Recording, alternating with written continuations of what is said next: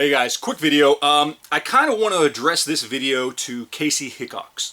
Now, briefly, for those of you who don't know who Kaci Hickox is, she is the nurse that was over in West Africa as a part of Doctors Without Borders. She recently came back, I believe, about a week ago.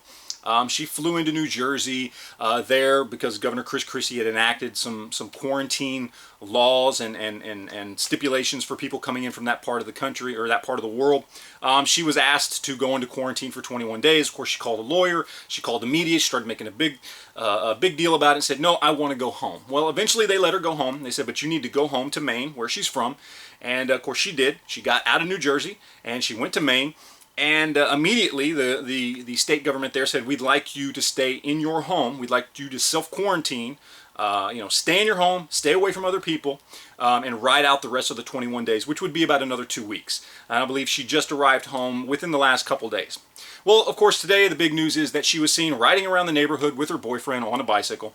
I believe yesterday, she stepped out on her porch and started speaking to people in the media, talking about how her civil rights, her rights are being violated by asking her to stay in her home or by trying to quarantine her.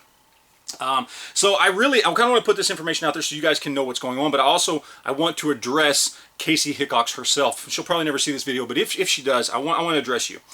You are a nurse, okay? You took up a profession to help others, to take care of other people. You joined an organization like Doctors Without Borders to go and help other people.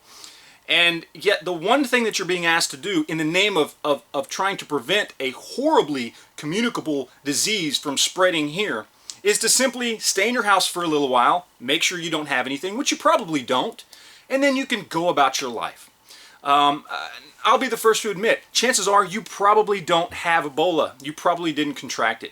Chances are we will never see any sort of pandemic here in the United States. But is it so much to ask to just be sure? When you have a disease that has a mortality rate of anywhere from 50 to 70% depending on the strain, I mean, is it really that bad to ask you to stay in your house for another 2 weeks just in case you might have a horrible disease, a horrible virus that could kill your friends and neighbors? Is it really too much to ask? You see, I personally think that makes you a really horrible nurse and, quite honestly, a horrible human being if you're willing to take that chance with other people's lives.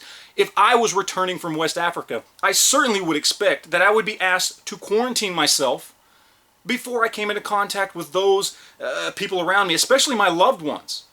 I think it makes you a horrible person. And let me tell you something else. You want to talk about your civil rights and your rights and how asking you to quarantine yourself is somehow a violation of your rights. Well, let me tell you something. Your rights end where mine and everyone else's begin. So when you, walking out among the public, has a potential to be dangerous and deadly to those around you, well, you know what you need to do? Go back in your house for another 2 weeks and shut up.